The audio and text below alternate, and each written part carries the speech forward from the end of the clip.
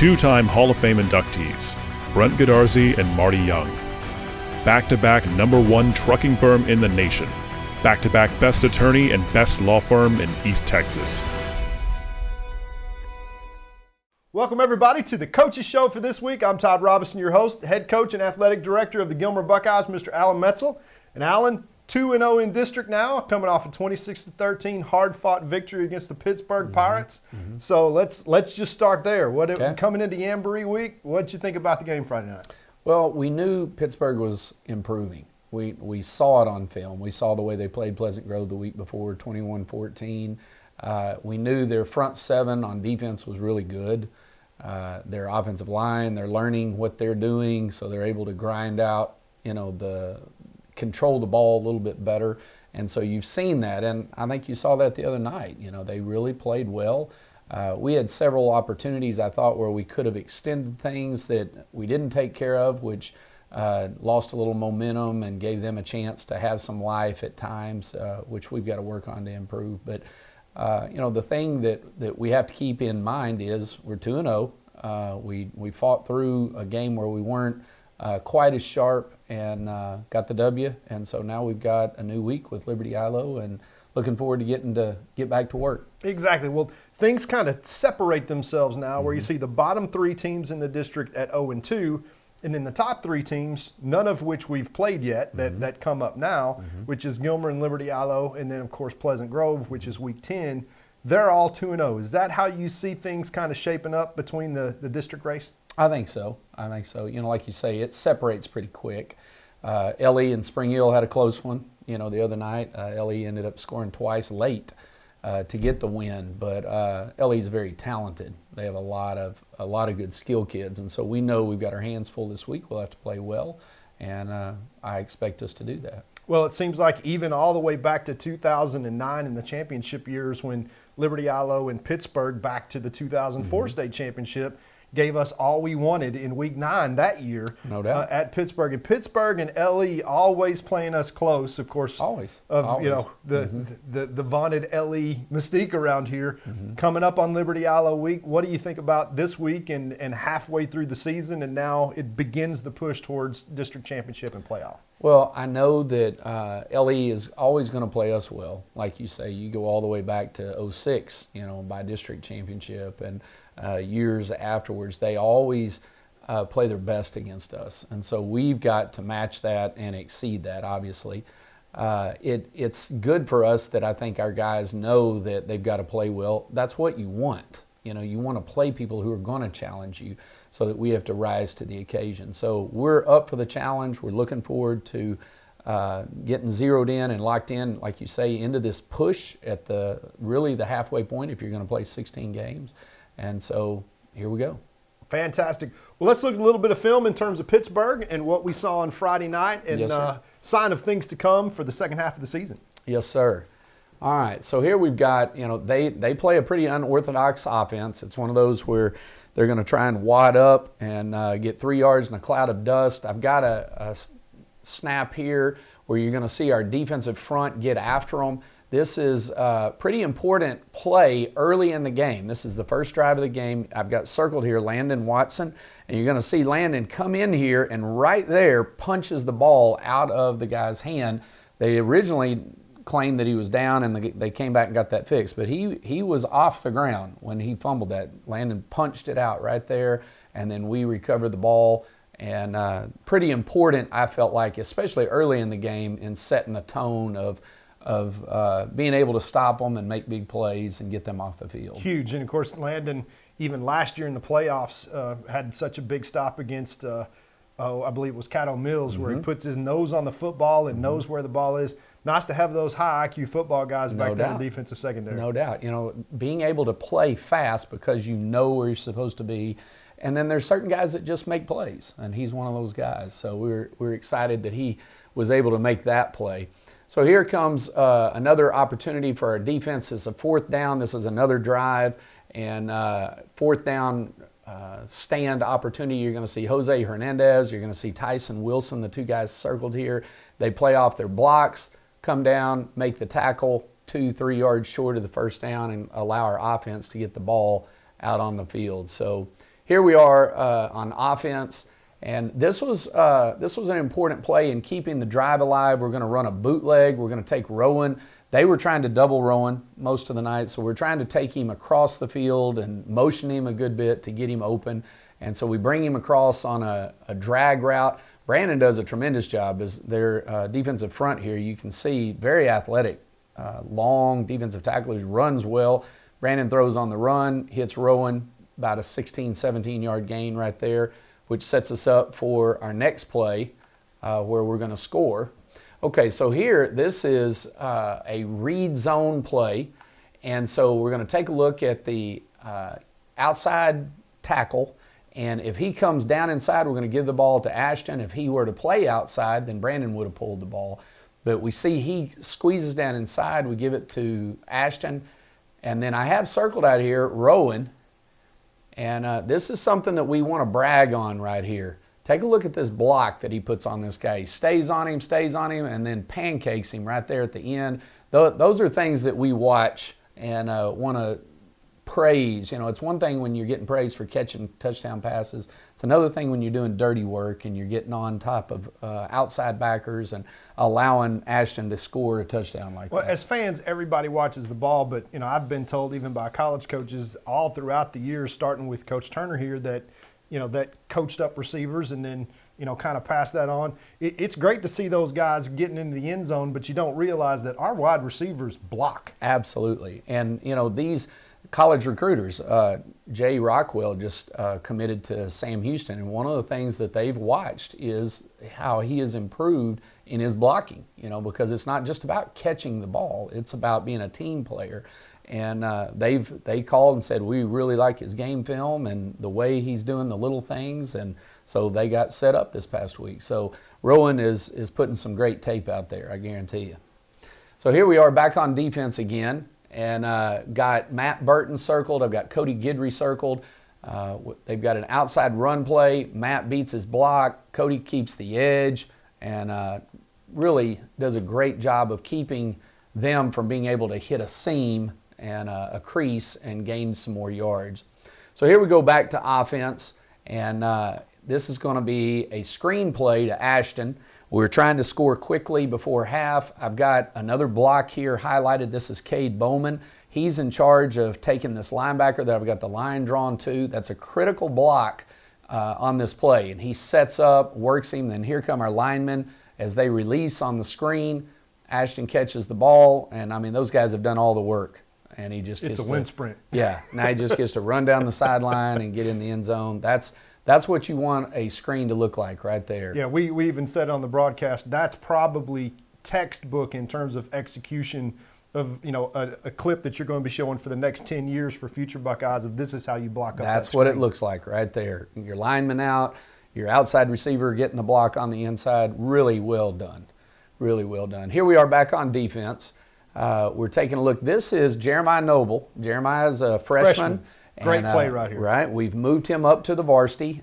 Really good athlete. He's been playing on the JV. Watch him set the edge here, keeping everybody inside. So look at the way he plays off that block, pounds that offensive lineman, plays down the line, and then makes the tackle on the back. That's a pretty high-level play for a ninth grader. Well, remember that name, too, because that is a name kind of like a Chris Boyd that I think you're going to be maybe hearing for the next decade or so. No doubt. Very talented. Caden Tennyson, those two guys are pretty special, no doubt. And we're glad that they're coming on the way they are. Well, I'm just glad we got another 3 years on their contract after this. There you go, no doubt. All right, here's Keith Rockwell. Keith's about to make a big play here. Watch how he reads this play and really attacks the line of scrimmage. Here he comes through the crease after the quarterback, strips the ball. So now we are put in a position to be able to scoop and score. We've got Joseph Clark, who picks up the ball, picks up another 10, 15 yards before he's tackled. So huge momentum swing. Huge play in the game. Yeah, too. Not just a stop, but a turnover and a run back. So big play. So we get the offense now get a chance to go down and score again. Take a look here. Our outside back here. This is Kendall Jackson. We're going to bring Brandon out on a rollout and hit Rowan on a sail route. But I wanted to show you some of the little things again. Here's Kendall. That block right there is the whole key to the play. Being able to get the edge, and so he gets leverage on their defensive tackle, which gets Brandon on the outside, and then the play looks easy. Then you got Brandon to Rowan. Brandon throws so well on the run, number one, but number two, he'll learn that at the next level too. When you get those guys completely out of your line of sight, it does wonders for you when you are accurate on the run. And there's nobody, you see all the batted passes and everything else that go on. That completely takes that out of the play because that defensive end that's normally a bigger guy is completely taken out. Brandon runs around him, game over. That's exactly right. Now he's got his eyes right on his read, and it's just, him to Rowan, completion, 17 yards. So big play there. Here we are down in the end zone. We keep it in Brandon's hands. You're going to see Amaro Arona get the outside linebacker. You're going to see Braden Clinton seal number 44, Christian Bates. You're going to see Rowan blocking his guy to the back of the end zone. So, when you see the play and just watch the play, you think, oh, boy, that was an easy run in for a touchdown. There's a reason it was easy. There's a reason. Watch these guys. I've got the lines drawn to. Right there, Amaro seals his guy. You see Braden gets the linebacker, and then there's Rowan taking his guy back to the top of the Y. Made it look like a walk-in. So great job. Brandon gets his name in the paper. Those other guys did the dirty work. They did the dirty work. Brandon does a good job of letting them know, though. He's very, very good at that. Okay, here we go again. Defense, another big stand by them. They're trying to make a play here late, and we stop them here on a 4th down. Great job it's hard to call out a number there. You've got a handful of guys that are just swarming to the ball. This is, like I said, they've got a wad. They've got 11 guys in there, and so we're trying to match them with our 11. Well, I do think that it's interesting, Coach, given the fact that the last half of the district schedule, we do see more of these type of teams who are going to come at the Buckeyes and try to limit your offensive plays. Mm-hmm. I think we've certainly documented well over the years that, in this era of running this spread offense that you've had everything to do with from the very beginning, that the Buckeyes are something like 129-2 right now if they've run more than 55 offensive plays. Mm-hmm. So that number in terms of obviously the more cracks at it you get with that spread offense, not only the more opportunities you have to score, but the later that people have to defend all that space in the game. No doubt. And these teams that come out with 3 yards in a cloud of dust, they don't just want to possess the ball. They want to limit your offensive snaps. Mm-hmm. If you look at this team as a great maybe indicator towards what you look for in Pleasant Grove, which will likely be for the district title. Mm-hmm, no doubt. And even for an LE who has played us historically, knowing that, look, let's play keep away from the Buckeyes.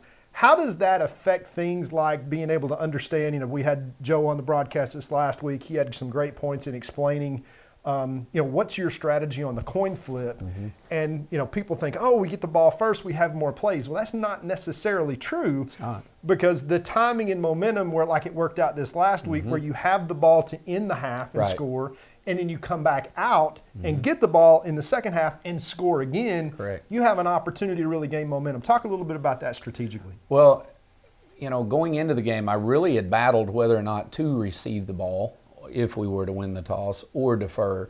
What really kind of swung it for me the other night was the wind. Yeah. Right at game time, it was really whipping. And so I felt confident about our defense, but that was really kind of the deciding factor. So I went ahead and deferred. There's more of a trend now, I think. Now you see it when you watch games. More people defer because they like that opportunity to try and score before the half and then come right back. That's such a momentum thing. Some teams, I think, have a hard time starting a game and feeling good about, the jitters, the newness of it. I don't think that we focus so much on that. I think we're pretty confident on being able to come out and get into a rhythm.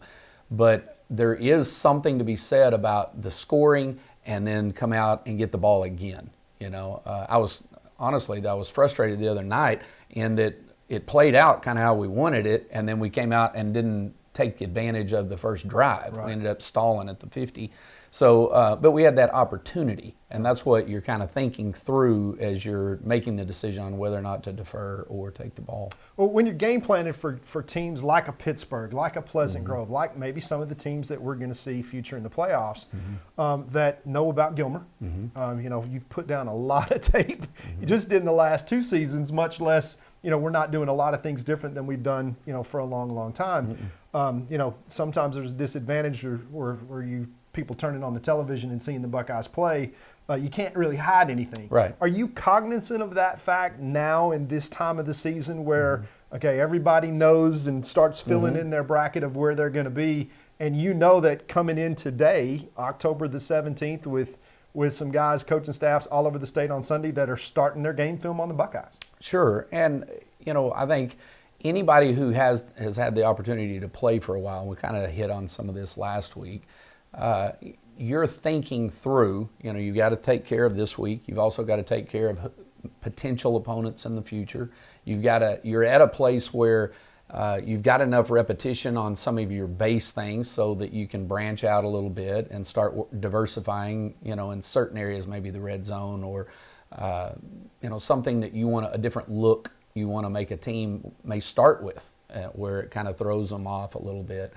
So those are things that you're working on, but that, to me, that's just the chess match in a season. So yes, you're aware of those things. At the same time, you don't want to go crazy.